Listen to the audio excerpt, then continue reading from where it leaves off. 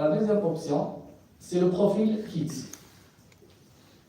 Nous avons pensé à la sécurité de nos enfants, bien sûr. Actuellement, il y a trop de contenus en ligne et personne ne peut le contrôler, surtout sur la télé.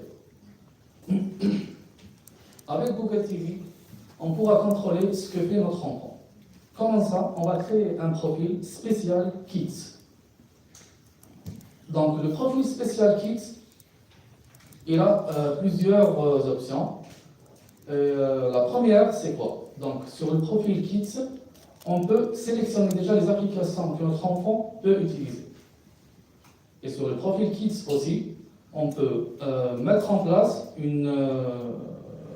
un laps de temps très spécial. Exemple, l'enfant aura le droit de regarder la télé 2 heures par jour, ou bien 3 heures par jour.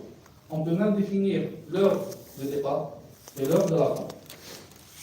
Donc comme ça, on peut protéger nos enfants avec un contenu éducatif et toujours avec une seule télé à la maison. Sur Google TV aussi, on a plusieurs applications VOD qui sont déjà pré-téléchargées et pré-installées. Donc à partir de ces applications, le système d'intelligence artificielle qui existe sur cette plateforme Google TV va faire des recommandations pour chaque profil. Donc selon le goût et les intérêts de chaque utilisateur, il y aura un contenu spécial, genre il y a des personnes qui veulent regarder des matchs, il y a des gens qui vont regarder des films ou bien des séries. Donc Google TV, qu'est-ce qu'il va faire? Il va présélectionner le contenu qu'il y a déjà sur la télé et sur toutes les applications VOD.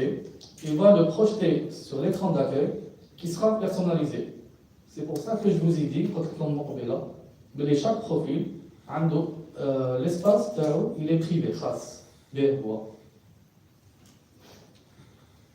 toujours sur Google TV et sur toute la série de Google TV de Iris, on a toujours le Chromecast intégré. C'est quoi un Chromecast intégré? C'est on peut projeter tout ce qu'on a sur le téléviseur, sur le téléphone, sur notre téléviseur, en gardant le son et la qualité d'image. Et parmi les autres fonctionnalités de Google TV, le mode repos intelligent. Le mode repos intelligent, c'est quoi? Dès que la télé est inactive, il y aura des photos qui vont défiler. Donc, à nous de choisir si on veut défiler. Le deuxième volet de Google TV, comme j'ai dit précédemment, c'est le divertissement sans effort. عندنا خاصية في الجهاز تاعكم. Avec un seul bouton, on peut accéder à 3 catégories différentes. Donc, on peut accéder aux sources, qui nous les sources, on dit HDMI, USB et Wi-Fi. La deuxième, on peut avoir des raccourcis pour le menu et pour les réglages. Et la troisième, on peut avoir accès aux applications déjà utilisées pendant la journée. Donc, les 3 dernières applications vont s'afficher ici. La deuxième fonctionnalité, toujours avec la télécommande, ça c'est la nouvelle télécommande de Iris, on a un bouton personnalisé.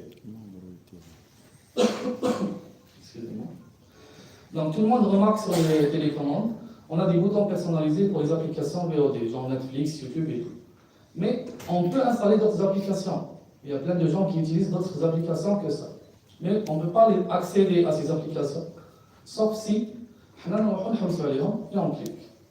Avec le bouton personnalisé, on dirait comme raccourci. Donc là, on va assigner à ce bouton quelle application ou quel réglage on va utiliser. Si on veut utiliser notre application, exemple Shahid, qui n'est pas présente sur la télécommande, on personnalise le bouton. À chaque fois on clique sur le bouton, il fait directement l'application Shahid ou là d'autres applications. Et on peut le changer comme on veut.